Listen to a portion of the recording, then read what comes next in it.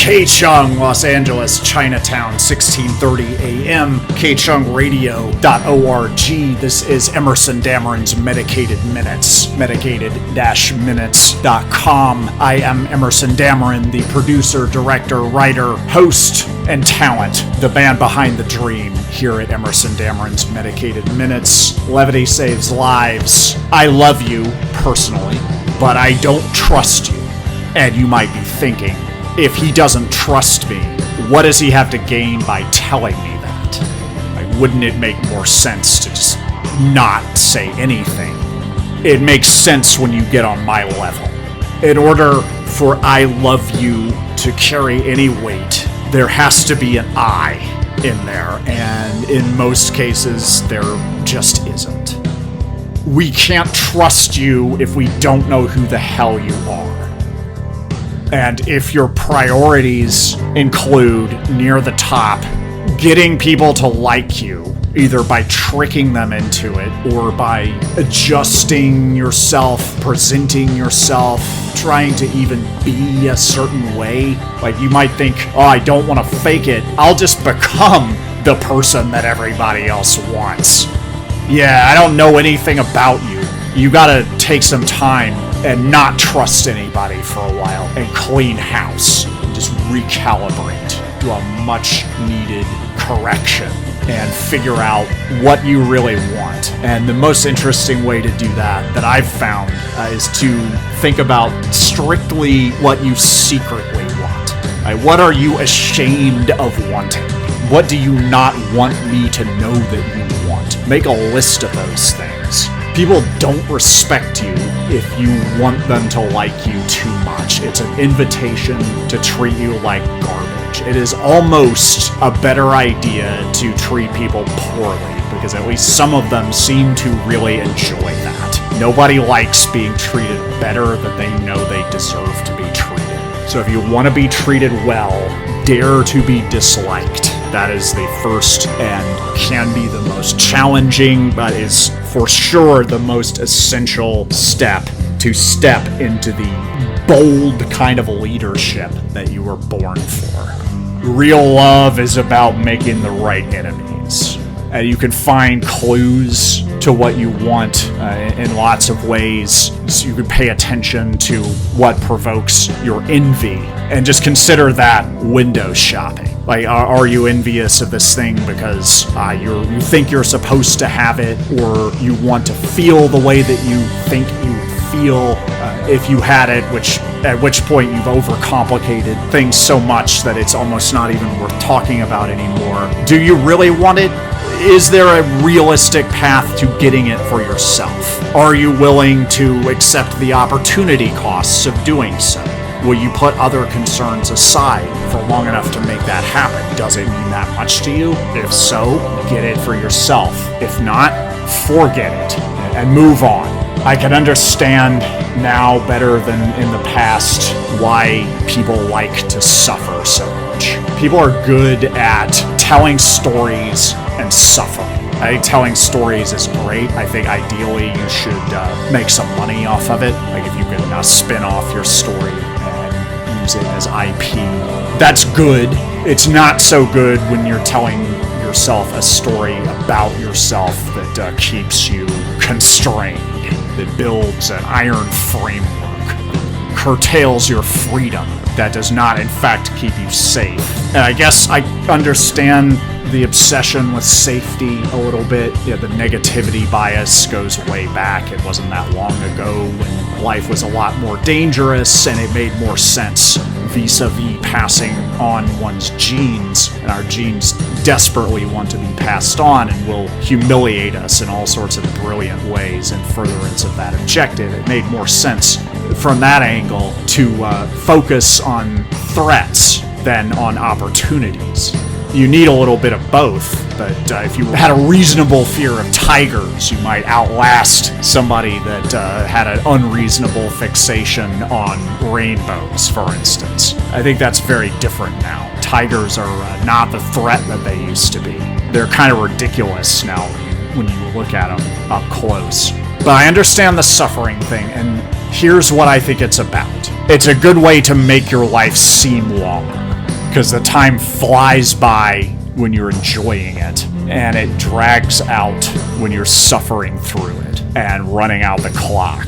So maybe if you want more time, if you're just afraid to die and you don't want things to move too quickly, and you know intuitively that having too much fun cause that to happen, then yeah, I guess it makes sense to make things hard on yourself. Fear of death is the beginning of all foolishness. Death is absolute. Life is optional. Like sometimes grudges, beefs with other folks can result from the stories that you're telling yourself about yourself. If you enjoy feeling aggrieved, just enjoy that. You don't have to get revenge. You don't have to forgive. Don't forget, you can make the pretense of forgiving if you do in fact want revenge on a long timeline.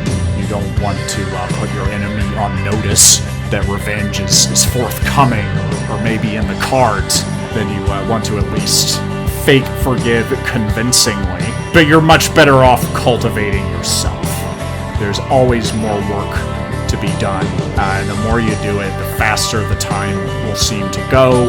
Avoid obsessions. Let your anxiety show you where you're stuck. Let your obsessive energy go to work getting you unstuck. Put it to work for you, not the other way around. And remember that you always have not absolute choice, but more choice than you think you do. Because you only have the choices that you know that you have, and that's always going to be a small fraction of the choices that you do have. So learn to reflect in such a way that you become aware of the previously unknown unknowns, the choices that you did not know before that you had.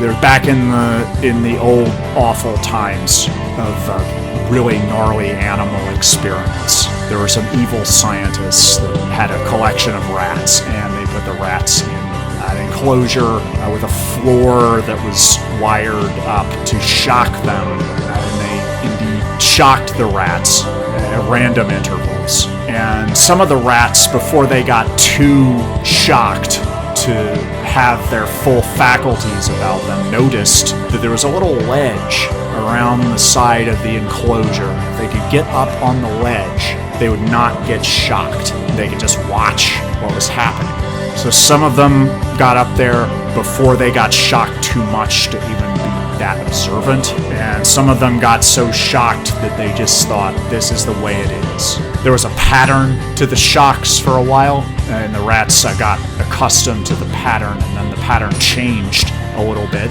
and then the rats altered their behavior somewhat to comply with the new pattern, and then it just became utter chaos. And that's what the business in Hollywood is like.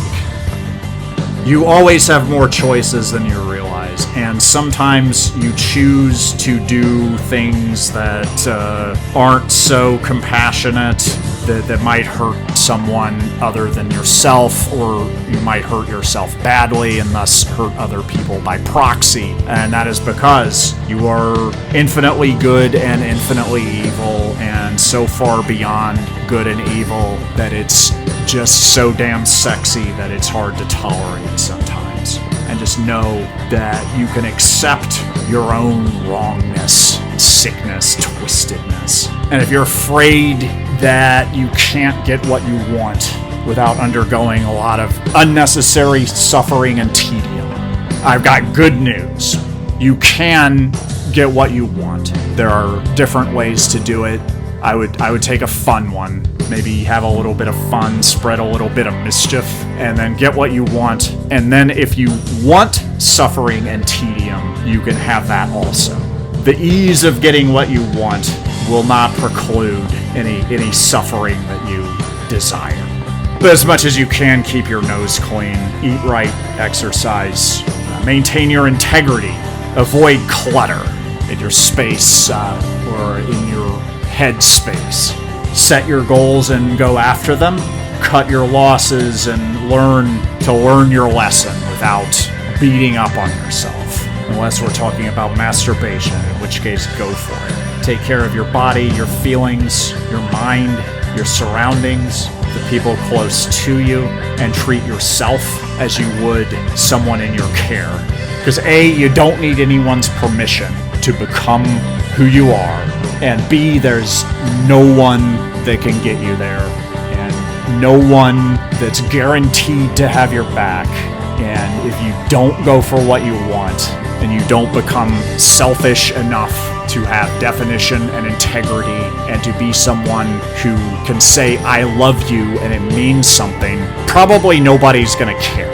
People have their own stuff going on. So be a little bit more selfish if you could stand that. Think of the qualities that you admire in others and realize that you can only perceive them because they exist within you, either latently or potentially, or just in the wonderland of your imagination. And that the same is true of the things that you hate or envy. You perceive what you are. You are arguing with and making love to versions of yourself. And that might sound lonely, but once you realize that, then you can say, I love you, and it's going to mean something. But probably the best thing you can do, for starters, is to just forget all of that and not trust me in much the same way that I do not trust you. This is Emerson Dameron's Medicated Minutes on KCHUNG. Levity saves lives.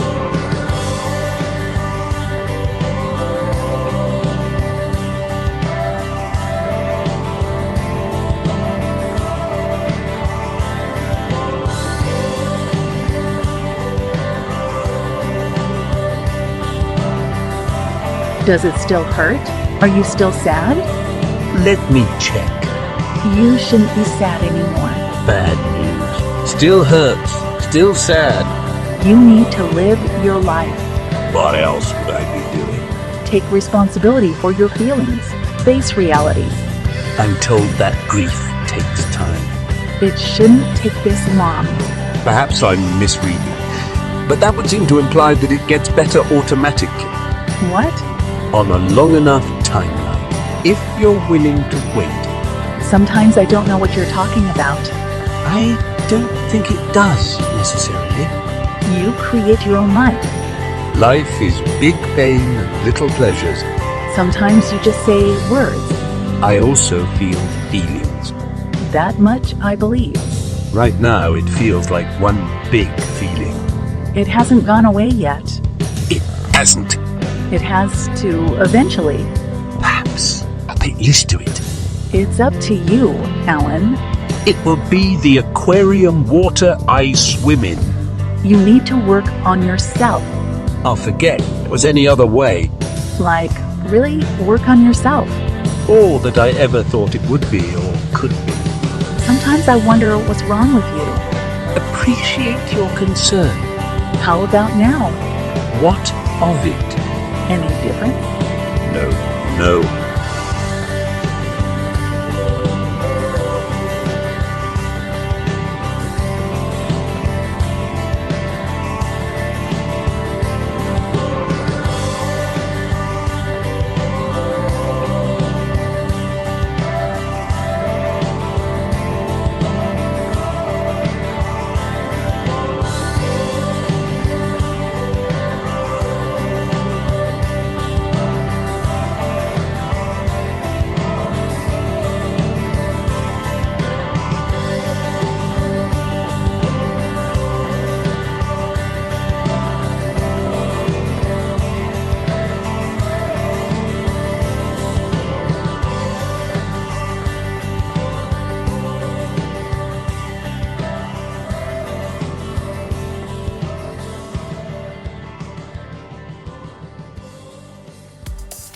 What you need to know about me is that I don't care what you think. That wasn't always the case. I used to care what everyone thought, and it was exhausting. Sometimes it was all I could think about, but then I thought about it, and I had an epiphany when I realized that people are basically pathetic animals, and they'll respect the hell out of me as soon as they know that I don't care what they think. So now, I don't care what you think.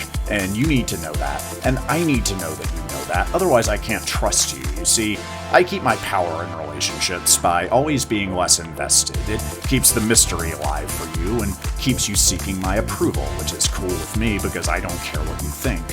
You might even forget your own thoughts and start thinking about mine instead. That's deeply pathetic, and I will lose respect for you, but I don't care because that would count as me caring what you think, which I don't. I have fun and do what I want, and sometimes that includes messing with your head. If you get offended, I kind of dig it because it reminds me that you know that I don't care what you think. If I get bored, I can always walk away. It's easy because almost anyone finds me irresistible when they figure out I don't care what they think. Trust me, I don't have to ask them.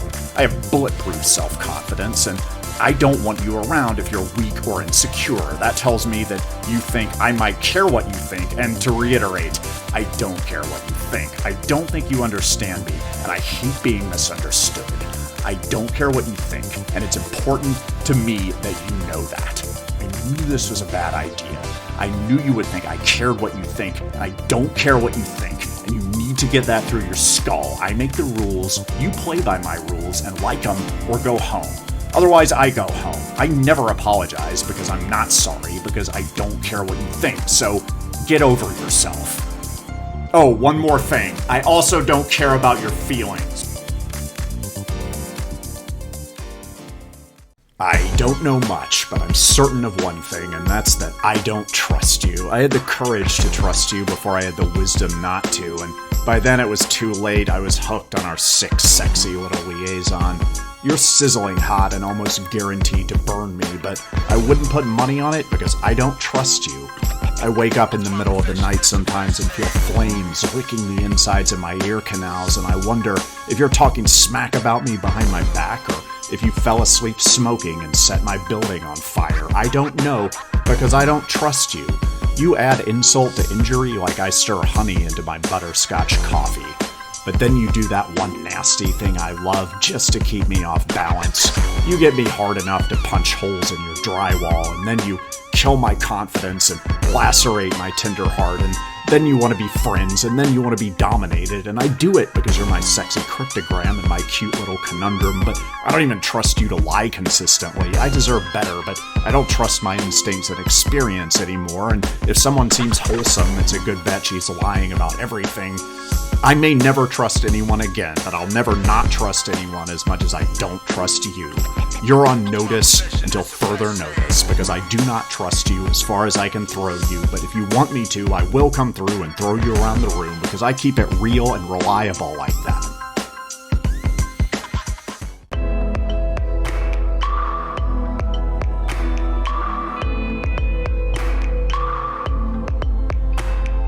My life didn't really start to get interesting until after I lost everything. I was working as a doorman in downtown Los Angeles. I used to be a successful ad man with accounts and pharmaceuticals. Now, this was the only job I could keep after my divorce, rebound, and complete nervous breakdown. My mind and my heart wanted solitude and healing, and this seemed like a fairly low-intensity gig. There was the possibility of something dramatic happening, but it was a faint one, and the work, such as it was routine. It was mostly being friendly enough to the people that they could ignore you without feeling bad about it. This felt like what I needed. This was the sort of thing that my therapist had recommended, but I also felt in my heart a deep howling and burning in my soul, which cried out for risks, risky relationships, and revenge. The voice told me, "Don't go numb just yet. The really interesting pain is almost here." And that was a few days before the first time I encountered Sophie. Sophie went by the name Sophie Antisocial, and that's not the sort of thing I would humor in most cases, but I certainly would in her case. Sophie was a model who worked with an artist who lived in the building. I knew intuitively that they were secret lovers. She would come through the lobby splattered with paint. She had a cutting coldness that I found not just compelling, but captivating. I would look forward to my encounters with Sophie, and when we talked, we hit it off immediately. I would take guesses about what was going on in her life, essentially cold reads. It turned out that she is not from Connecticut, but rather from Delaware. I guessed that she had a sadness to her that most people were not aware of, and she corrected me and claimed that she has no emotions to speak of, that she did once, and that's how she knows that she no longer does. And I guessed that that could be liberating, but also constraining. She said that was the first thing I was right about, and asked me if I wanted to get a cup of coffee sometime. Under normal circumstances, I may have found such a bold invitation from such an attractive person to be intimidating, but either because of everything that I'd seen and experienced in the preceding 4 years, or because of the shared energetic dynamic that I had with Sophie, and at risk of flattering myself, I might call it chemistry, the shared coldness that chilled me out, I was able to think for a moment and then offer her one of the 2 cups of coffee that I had on my desk. I like it room temperature. I always get 2, sometimes 3 cups of coffee, but I was happy to sacrifice one when the advantages were so significant. She seemed to admire my smoothness, which indicated that perhaps she had some residual emotions left over after all. I had assumed as much. She was in fact free of such a large part of the human experience. What would be the benefit of sharing that information? We generally share intimate details about ourselves and make ourselves vulnerable in hopes of connection. I learned quite a bit more about her. It seemed as though she had an almost self-destructive, self-immolating candor about her. She told me that she was not only a model, but also an artist in her own right, and that things had changed for her also 4 years prior when her sister had been brutally killed. And then she started to talk about me. She said that she could see the woundedness, the sadness in my eyes the first time we made eye contact, and that she wanted more of it. She saw the hurt in me and believed that I could translate it, if necessary, into evil, and she wanted that evil. So I gave her a little bit of it that night, and she wanted more of it after our vigorous makeout session in the stairwell. But she had somewhere to go, so we bid each other farewell. I hoped that she would return within a few days, but it wasn't until a week later that she came and seemed to be in a hurry, as though there was some conflict. Her greeting to me was rather perfunctory, and it was hard not to take it personally, but I could see in the surveillance camera inside of the elevator that she was crying, again indicating either emotion or an attempt to display a simulacrum of an emotion. Either way, quite curious. A few hours later, she emerged from the elevator, once again splattered in paint. But some of the paint did not look like paint. In fact, I recognized it as blood, which I recognized well from my immersion in the healthcare profession that I undertook as part of my job as an ad man focused on pharmaceuticals and healthcare. I like to know of what I write. It comes through in my work, and I know blood when I see it. I asked her if she wanted a cup of coffee, and she said that this time she was in a hurry, but using my powers of persuasion, I convinced her to stay for a few minutes, and during that time, I prompted a full confession. She admitted that she still experienced emotions, but they did not seem to be her own. They felt out of control, as if imposed. And I could tell before that her grief had made her deadly and dangerous. But my most morbid expectations did nothing to prepare me. Neither did my most twisted fantasies. She had violently murdered her artist companion. This was not the first time she'd done such a thing. Grief was her catalyst. Murder was her art form and avenue of expression. Sophie's pain had made her evil enough to rule the world, but she was lacking in all impulse control, thus precluding the possibility of assuming a position of authority. I found myself intrigued, and she asked me if I hated her now, and I could honestly say that I held her in higher esteem. When one's heart is broken, losing one's mind is the least of one's problems and perhaps the wise course of action. When time doesn't heal you, try murder. It's better to have loved and lost when you killed them yourself. We immediately began a passionate sexual relationship. Everyone needs a place to break down safely, to lose control in a controlled environment. I found this to be especially true of the one murderer that I knew. I drew on a reservoir of strength that had helped me survive my long and ongoing state of grief.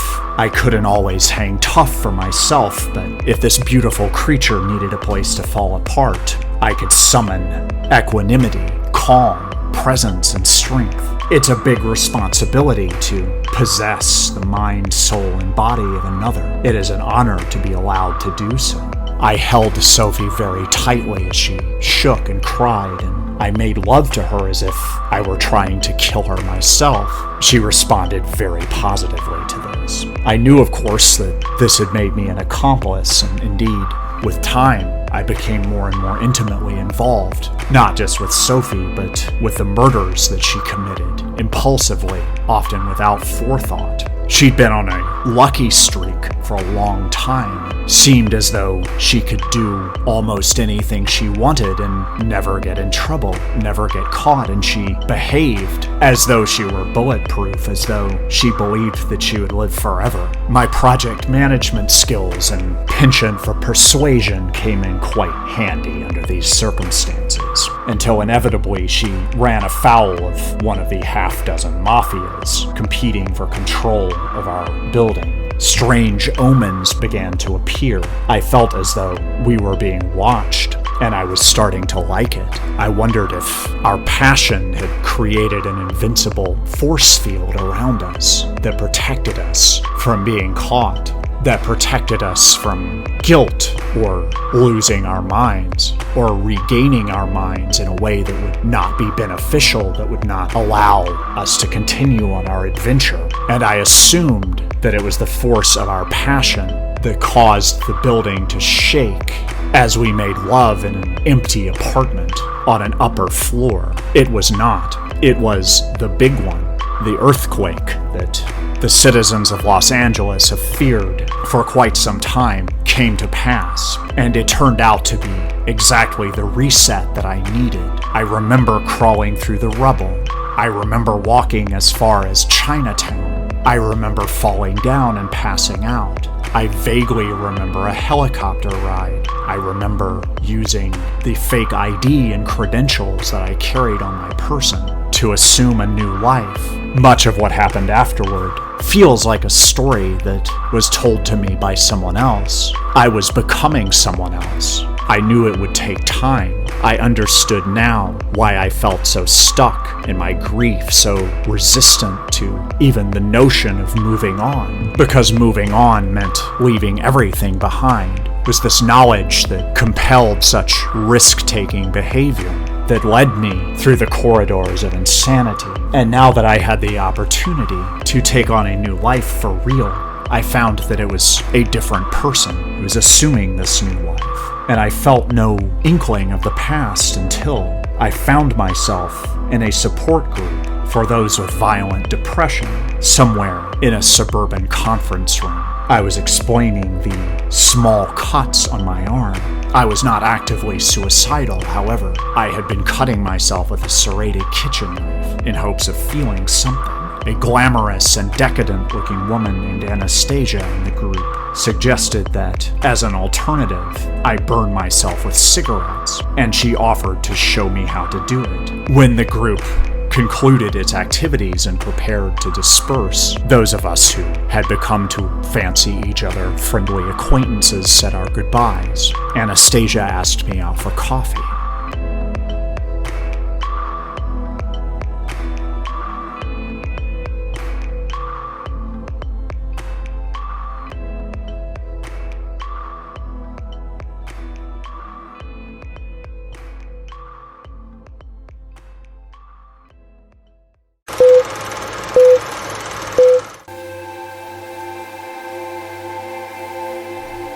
I know you want to be me, blow me, or blow me away, and you should have done it before, because now I'm the future. I love myself. You would too if you were me. Actually, that's not the right word. Love is a scam for simple minds, and I know who all the suckers are. You could say I have a type. I'll make your head explode in bed, and I've also got better things to do, so I enjoy walking away from love. That's why I have so many followers. People sacrifice their dignity to be with me. It's pathetic and repulsive, and I don't let them get away with it. If I like you, I'll help you get what you want, and then stay up late to watch it destroy you. If you get on my nerves, I'll give it to your friend instead. Like all 5-star lovers, I get a lot of hate, but it's never for good reasons. I do what's right for me. I have fun, and it's educational for the people who get hurt. If you're strong, I'll find your weakness. If you're weak, I'll give you the sweet gift of giving up on yourself. You're a character in a story I made up, so get ready to laugh, because this is all part of your fool's journey into the future.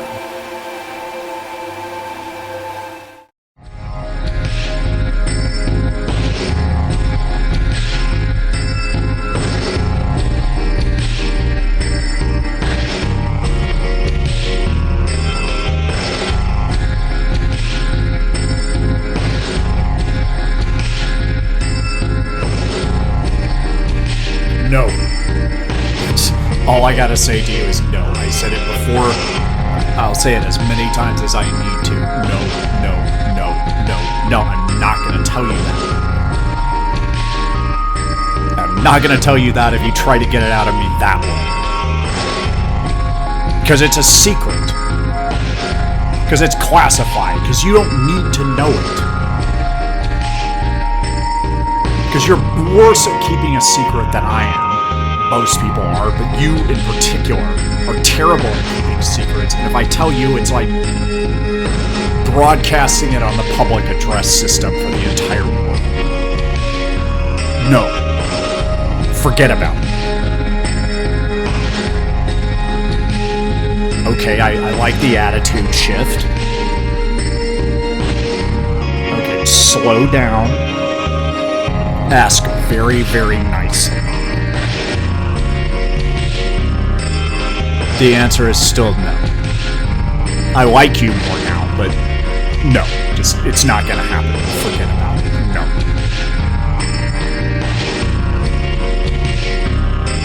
You don't need to know this. This is above your pay grade. It's over your head. Your life's gonna get worse if you have this information. Even so, I'm not gonna tell you. One more time, the answer is no. Now you really want to know, don't you? It's gonna torture you if I don't tell you. Did you think I was gonna tell you eventually? Do you think I'm playing with you? Do you think I play games? Do you think that's what this is?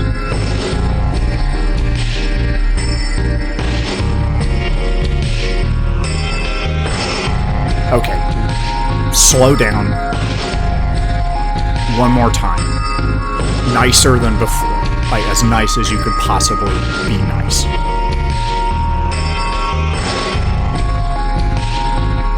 And put my name at the end. Okay, the whole thing from the beginning.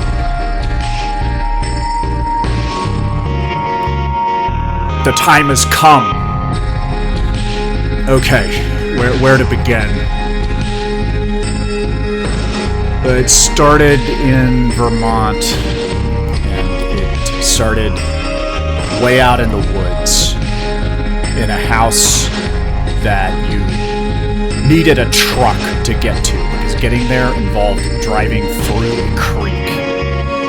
And unless you had four-wheel drive, unless you were pretty far off the ground, it was going to be bad news. You probably weren't going to make it. And that was by design, because they didn't want people up in their business over there.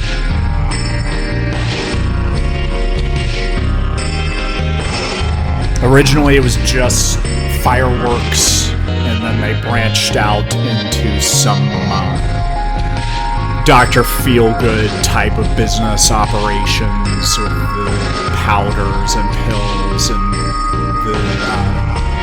the good stuff that you could get there. They pack that inside the fireworks. So you would, if you brought back the spent fireworks and then gave them a little bit more money, they would give you back the fireworks, but there might be some party favors in there.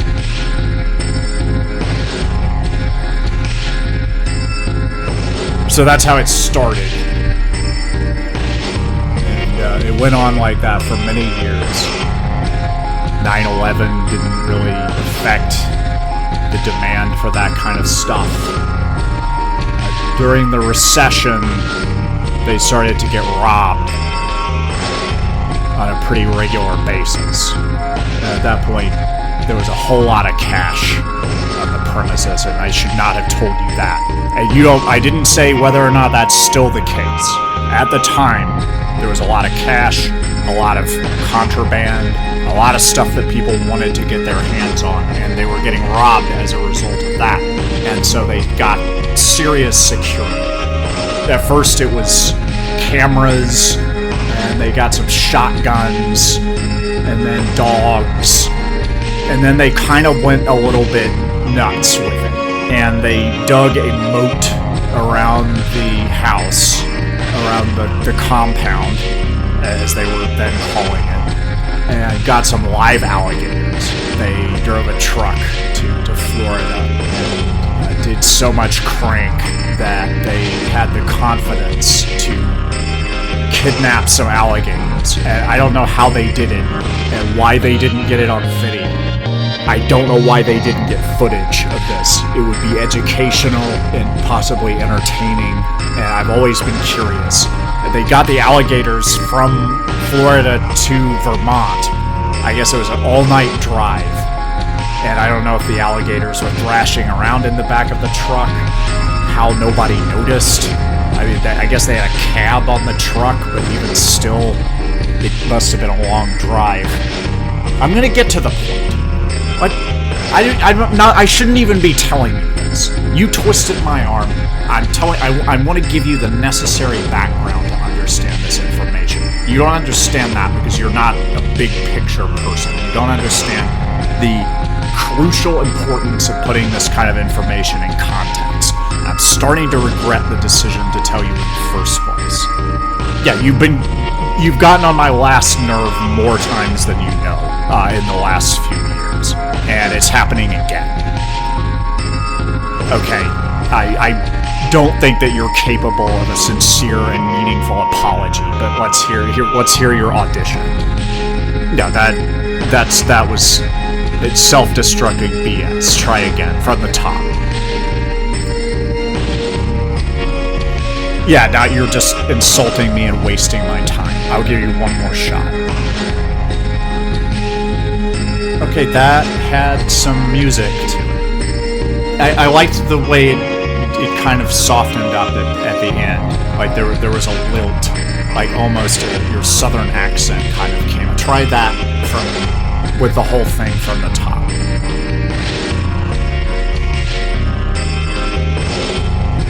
Okay, that might be the first authentic apology that I've ever heard from you. Congratulations. Seemingly authentic, Oscar-worthy, if not sincere, or Emmy-worthy. You're more of a television kind of talent. Okay, I gotta be somewhere. I don't know if I have time to give you all the important information on this. Yeah, honestly, I feel the same way about you. I always have. As much as we keep hurting each other, I keep coming back. And there's no substitute, no one comes close.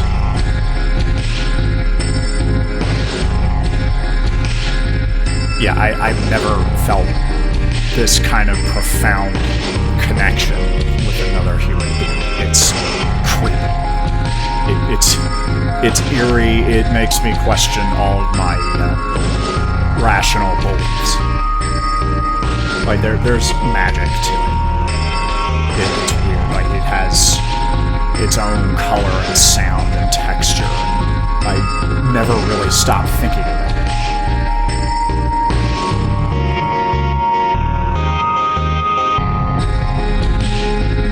Okay, yeah.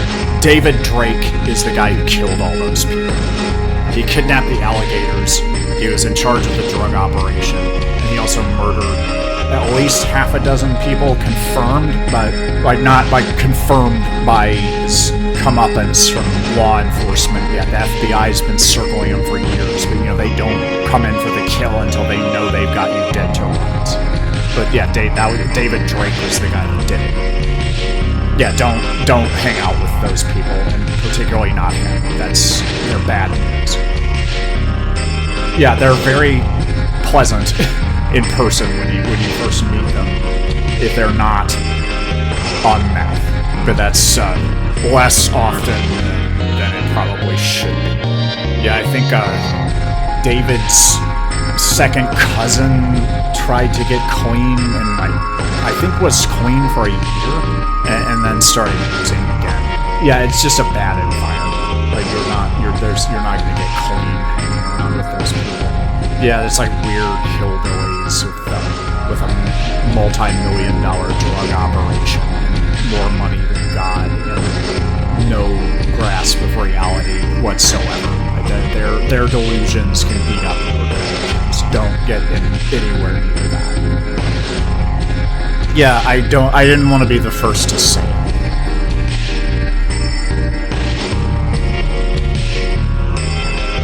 Yeah, I mean, I've tried to find thesaurus words that aren't that one, but yeah, I love you too.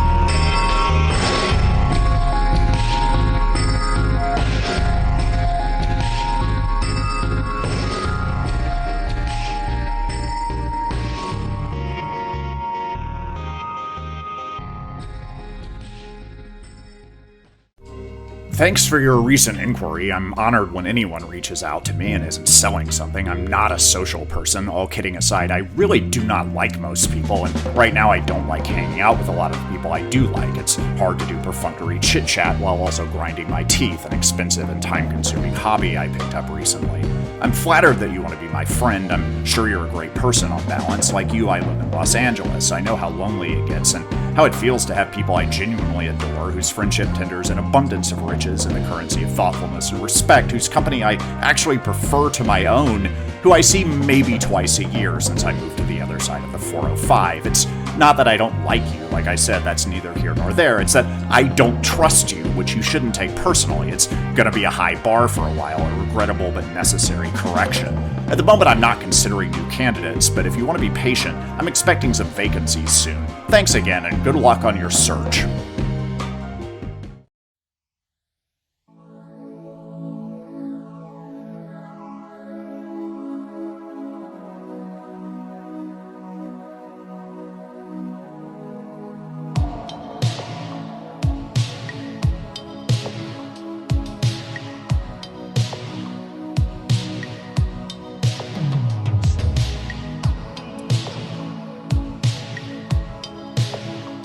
There you are. Seems that way, yes. I'm hurting again, Alan. Like before, or is it different? Like before, but bigger. And it hurts more, because it's now. I'm sorry you're hurting, Robin. I'm really scared. That must not make it easier. I mean, I don't really care. I trust in your unique ability to have it both ways, Robin. Maybe I don't care anymore. Perhaps. Maybe I just want to talk to you. What's on your mind? Wouldn't that be weird? Not really. I'm really scared now. Where are your friends? They'll be back soon. I see. I'm your stopgap friend. You're the scab. My grief feels closer to yours than anyone else's. So it's all about you? Not when you're about, Robin. I don't know what the rest of my life is going to be like after this. It's an age of discontinuity. They say the waiting is the hardest part. For me, it's the uncertainty. I need to have a plan. I need a controlled environment. I've seen what you become otherwise. It shouldn't feel like this. I've worked hard to make a great life for myself.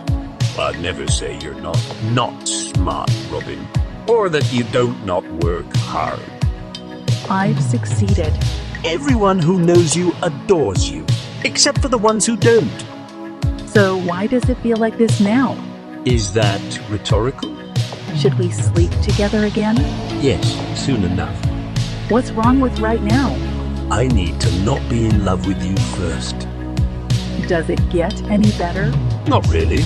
It changes. Everything always changes. Smile on, little Buddha.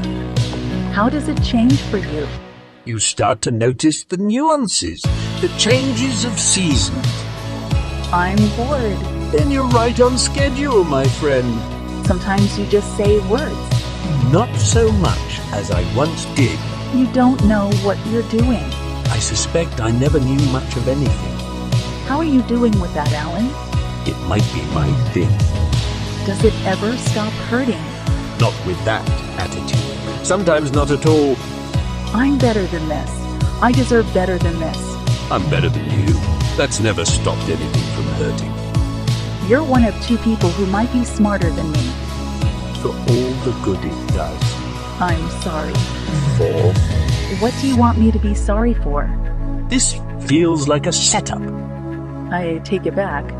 I'm not sorry for anything now. Does it still hurt? Yes, Like before? pretty much. I have no meaningful point of comparison. I'm here if you need to talk. What if I don't? I prefer to sit quietly.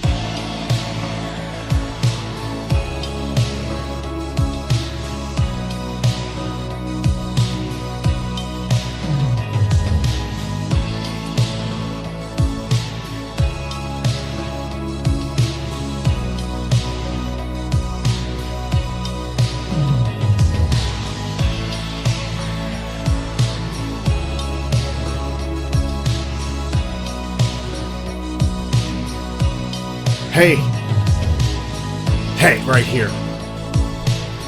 So what's the deal with this place? What's the party about? Oh, normally there's nobody here. Like, I walk past and it'll be Friday night and there's nobody inside, and it makes me wonder like how they stay in business. I just always assumed it was the front for some kind of criminal organization. Like, you walk past and there's never anybody in there, and then one day you get curious and you go in and you order a drink, a ginger ale in my case, and they say they don't have it, so you order something else and they don't have that either, and you get this death stare like they don't have anything you're gonna ask for because this place is not for you and you need to leave. That's what I assumed, but it's jam-packed tonight. Is it some kind of occasion? You looked like you would know. Maybe this is just what happens everywhere you go. Like, you just bring the party. That's what this is. Had any good dreams lately? No, I'm not being facetious. Like, that happens to be an area of particular fascination for me. Yeah, I've gone through long periods of my life where I had no dream recall, and, you know, I always kind of wondered, like, it feels like something's missing, like I could be living a fuller existence and get to know myself better and get excited about my life. And it turned out that what I needed was writing down and interpreting my dreams. Like, I tried meditation, that was pretty good, got burned out on it, tried different kinds of meditation, energized, chanting meditation, some yoga, that was alright. But what really broke me through was paying attention to my dreams. So, yes, I want to hear about your dreams, and the fact that your eyes lit up when I brought up the topic told me, yeah, I was right about this person.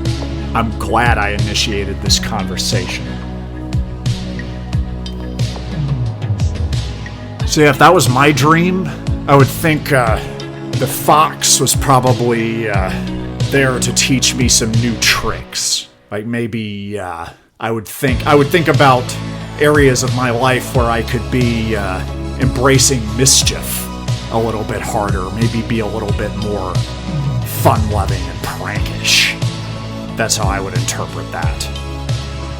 And it seems like the fox is on my side if this were my dream, which I'm specifically saying it that way because I don't know what it means for you, but what it would mean for me is that I have an ally in mischief, which is what I've been looking for.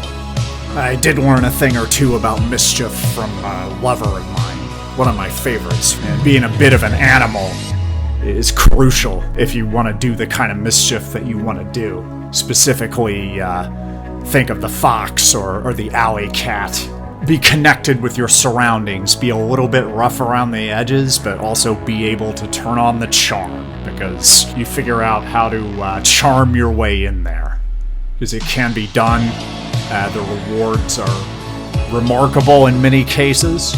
It helps if you have the right person there, because the pleasure of an experience is really good company, and your experience of mischief is who you do it with. Yeah, there's a lot of solo mischief you can get into, but I like to collaborate.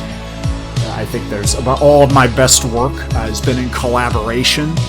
That's another thing that I want more of in my life, because it helps you keep the vibe up, and that is essential for doing mischief productively. Because you're not only a mischief maker, you're an ambassador of mischief. So you want to be having a good time, and you want to radiate that so that everyone around you has a good time, and you give mischief a good name, and people want to get involved. That's not the whole point, but that's part of it. So what kind of mischief have you gotten into? What's some, I know that you've gotten into some mischief that most people who think that they know you don't know about. Yeah, I had a feeling. So now you gotta tell me. You can't just leave me hanging. That's pretty good. I like that. Took some moxie. A little bit of determination. Oh, nice. You got some nerve. See, I knew you were an interesting character. I can usually find the people that have that yin for adventure. But the sleepers, those are the people I like. It's an interesting time, because it seems like, I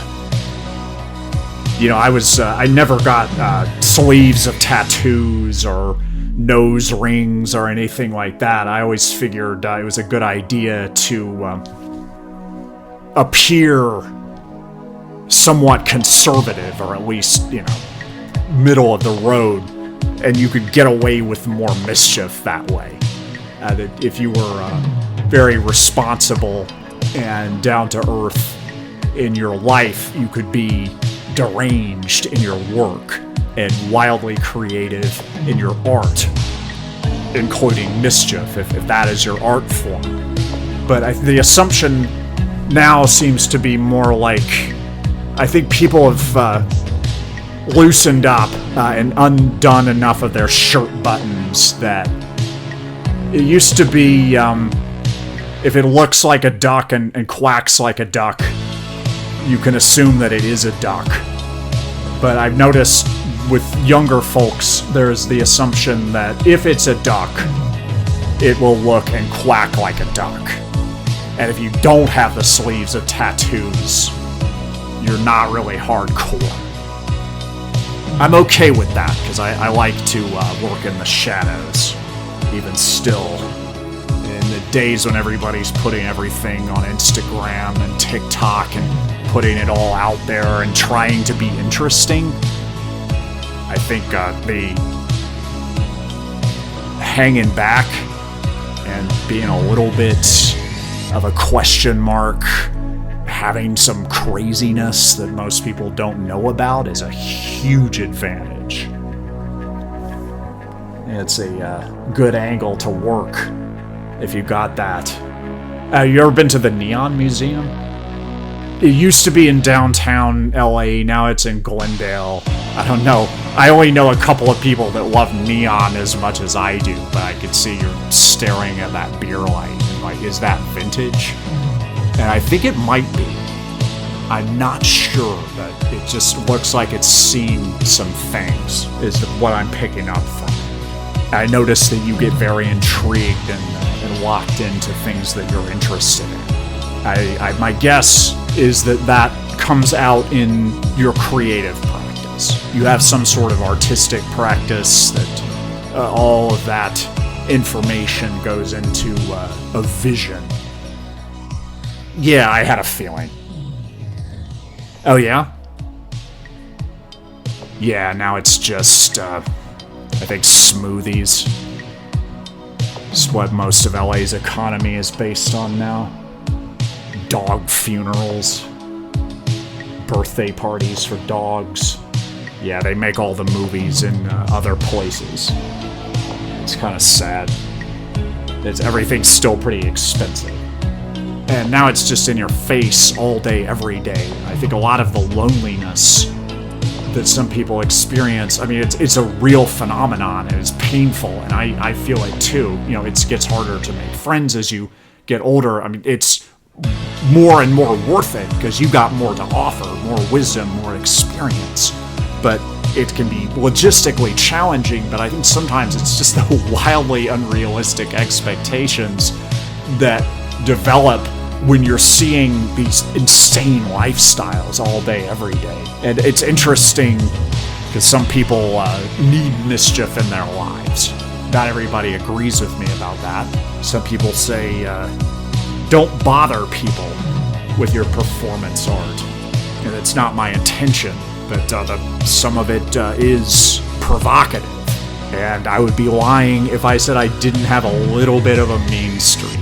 And sometimes the darker stuff that I do is catharsis, but there's also sometimes an element of like, I want you to know how this feels. And I cop to that. It's not the most honorable thing, but I think ugly art can make the world a more beautiful place. And if it doesn't always feel great in the moment to consume it, you know, anxiety shows me where I need to grow and adjust or recalibrate. No painful experience is wasted on the artist or the person devoted to personal growth. We could be collaborators.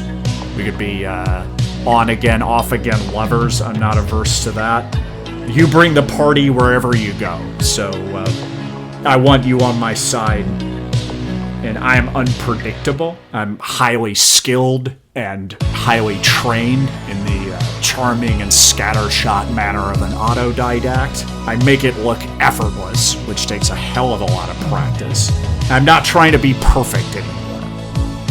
KCHUNG, Los Angeles, Chinatown, 16:30 a.m. worldwide on the World Wide Web, kchungradio.org. You've been listening to Emerson Dameron's Medicated Minutes.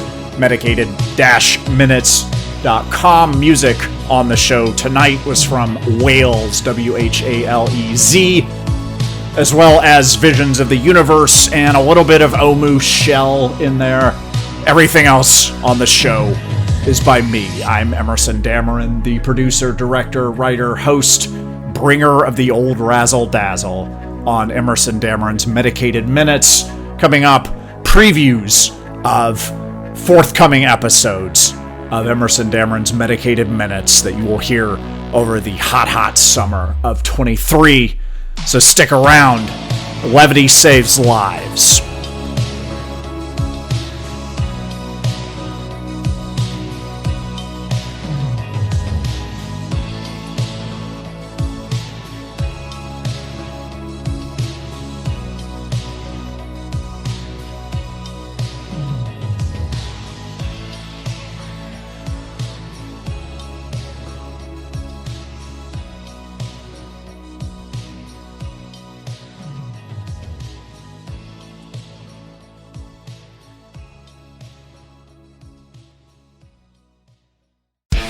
Fellas, it's your Uncle Emerson speaking. I got a vasectomy because I don't want kids. I've never wanted kids. I don't hate kids, but we don't need more kids and we don't need your kids. You can't afford it, you'll regret it, they'll resent you no matter what you do because they're selfish, horrible people, and they have a point. The world is drowning, the American dream is dead, and you're probably getting divorced. So bring your own birth control, resist the pressures of society and biology. Don't be a father, be a leader. Get a vasectomy and put some ice on your nuts. It's not voluntary human extinction, but you gotta start somewhere.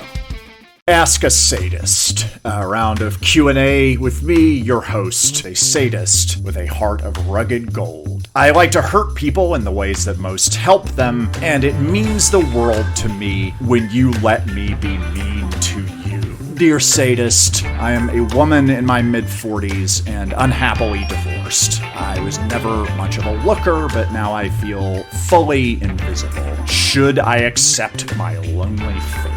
Do you have any last shred of your imagination left over? Have they taken everything? The last refuge that you have is your inner world, and they've conquered that. Marquis de Sade wrote his most significant works in asylums and prisons, denied all the comforts that society provides to the obedient, timeless works of literature and philosophy. Reclaim your inner world.